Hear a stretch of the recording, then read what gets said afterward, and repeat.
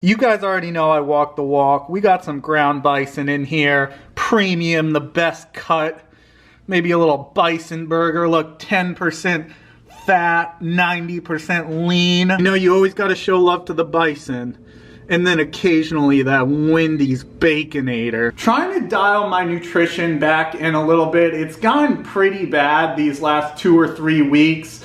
Weight is up to like 202, like a little over 200, so I'm not too happy with that, but it is what it is. So let me show you what I'm gonna have pre and post workout today. So here's what I'm gonna have. This is 6 ounces of bison, of course, with 1 cup of jasmine rice. I'm gonna have this pre-workout, and then I'm also gonna have the same exact thing post-workout. It's just kind of a hard balance to find between like powerlifting and then like maintaining physique. Like obviously my strength is like feeling so good right now at about like 200 pounds, a little over 200, like in the 202 range, trying to progress in powerlifting and also trying to maintain some sort of solid aesthetic frame, because it kind of like, you know, it's kind of like the opposite. You know, you're trying, with powerlifting, you're trying to almost like, you want to bulk up in turn to put on that strength.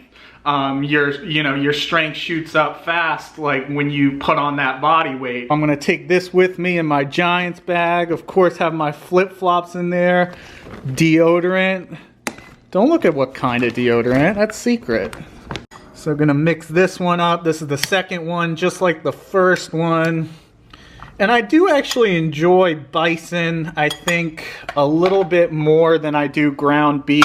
I don't know why, it's just slightly different taste to it. Maybe a little bit more gamey, which I enjoy the change up. If you stare straight into the microwave while it's cooking, you're gonna like go blind or just drop dead or something. Not really sure if that's true, but fuck it, we're freaks. I tan using the microwave. How do you like that, Lenny? Get that vitamin D, and that's no fucking Freudian slip either. While you're searching for tan 10s on Dixie, I'm tanning in the fucking microwave. This car was just fully packed with new boxes for the next barbell commission launch. This launch should be pretty good, so got new stuff on the men's line, like new tees, new compression stuff, and also new for this launch is stuff for the ladies. Like the one lady out there watching, or maybe like half a lady or a quarter of a lady who's watching this, we got you.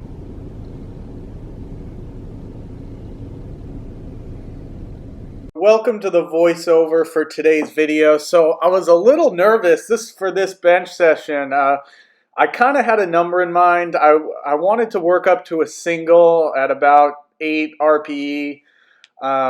And I kind of had the number 350 in mind. It's the most I've touched in a very long time. And I felt like if I could hit that pretty smoothly, that would be a great sign for my bench. So the bench is like one of the lists for me right now that's feeling the best.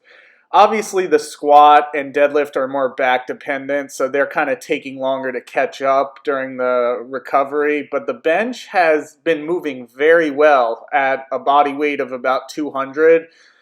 So very happy with the way that 350 moved today. That's what I ended up working up towards. Don't look now, folks, but we have a Steinborn squat on deck. I think I pronounced that correctly. Oak was the first person I've ever seen do this. Like, I didn't even see Steinborn do this. So this would probably snap my spine in half, then make it go like down through my calf, and then like it would shoot and just kind of like crumble to the floor. So in this position, oh yeah, that's when it would just fall out of my back right there. But this is wildly impressive, crazy lift right here.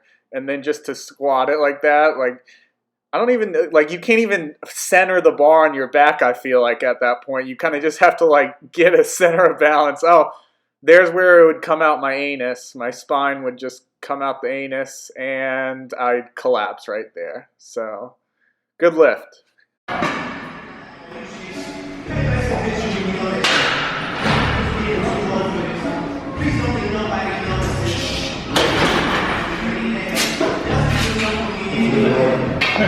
Holy shit.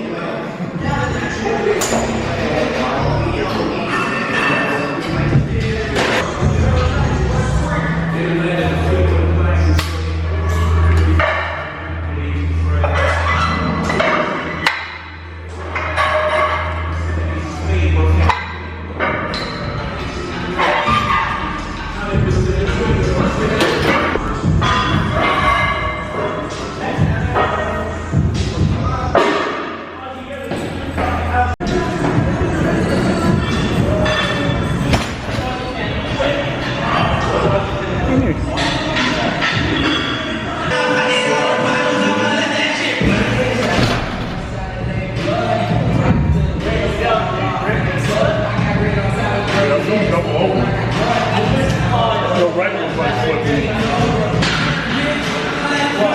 Not bad. Not bad. So after the main bench work, moved on to some accessory / isolation work. And this is one of the, I think I've mentioned this before in other videos, but one of the major changes in kind of my training philosophy lately. I've been cutting off some of the volume and frequency off the main lifts and adding in a lot more variation with the isolation and assistance work. And I've just found this like almost protects my joints in a way. I know Oak's that's kind of how he's trained over the years, and I think he's had some pretty good longevity because those main compounds, they just beat up the joints so much, and then after a while, it's just, you're almost crippled. So if I can work some of these muscle groups in a, less demanding way with certain assistance and isolation movements, that's kind of the direction I want to go towards. Where's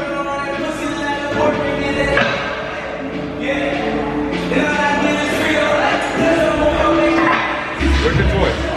Where's your toy? It's over there. He's looking for it. He's confused.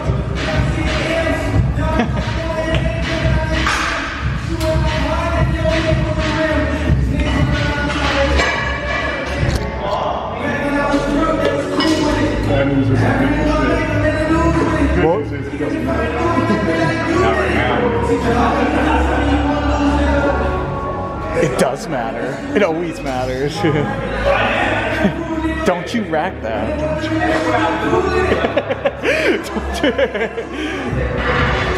You need a cutthroat presence in your life like that. Yeah. That's got to be the most common powerlifting problem. What was I got from you? That is elbow tendon. Are you recording? Now I am. Oh, no. Now I definitely am. Got my white girl tote bag. Got my protein in there so I can meet my anabolic window. I don't really have an anabolic window. I more have a catabolic window. I'm just gonna use this as my cardio. Oak got a good parking spot today.